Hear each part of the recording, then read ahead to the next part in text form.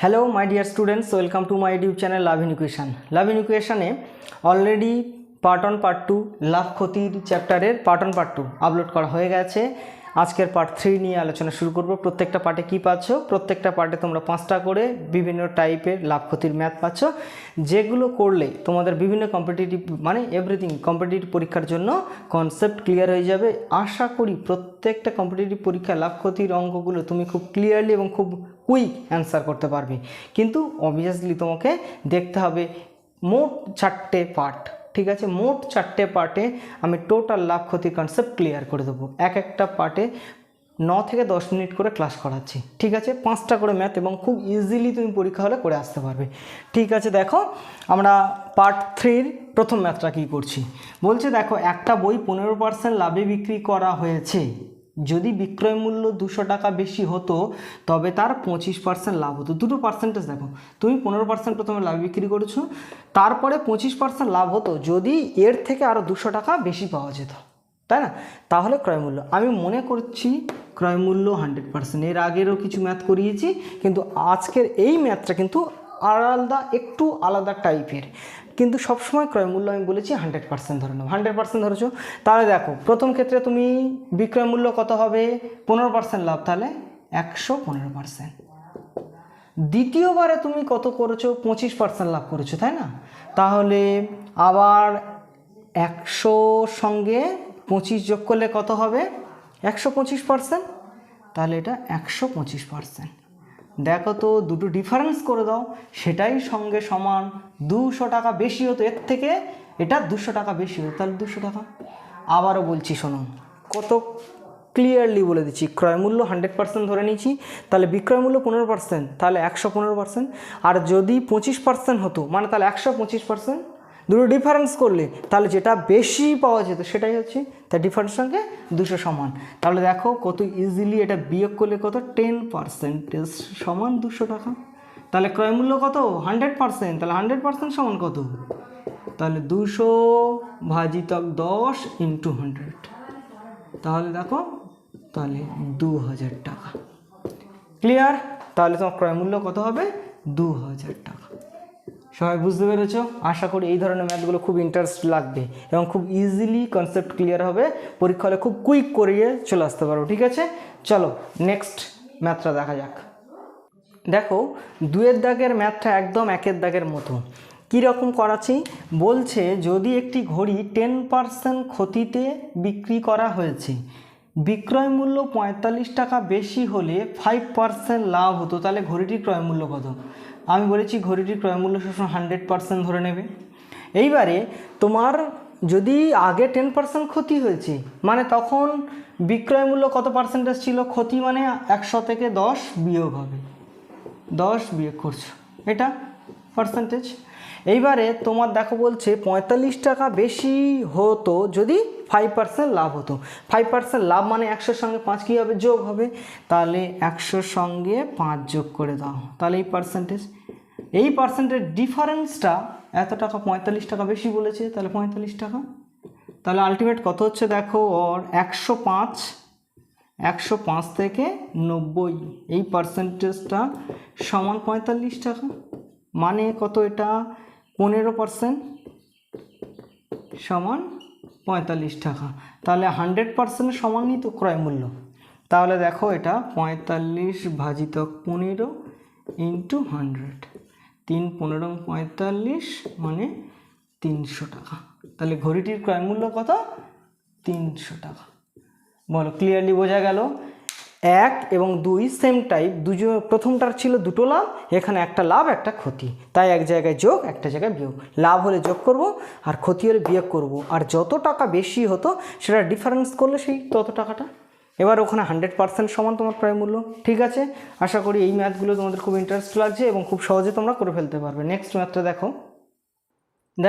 3-এর দাগের ম্যাথটা কি বলছে, একজন দোকানদার 240 টাকায় একটা বই বিক্রি করে তার 20% লোকসান হয়েছে মানে ক্ষতি হয়েছে।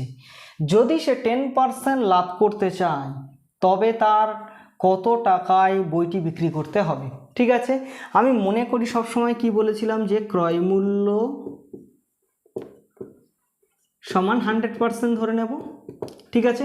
তাহলে প্রথম ক্ষেত্রে কি তার ক্ষতি হয়েছে 20%, তাহলে ক্ষতি মানে কি করব, বিয়োগ করব 100 থেকে 20% বিয়োগ করে দাও, মানে এটা 80%, তাহলে 80% সমান 240 টাকা, ঠিক আছে। এবার দেখো তোমার 10% লাভ করতে হবে, মানে 110% করতে হবে।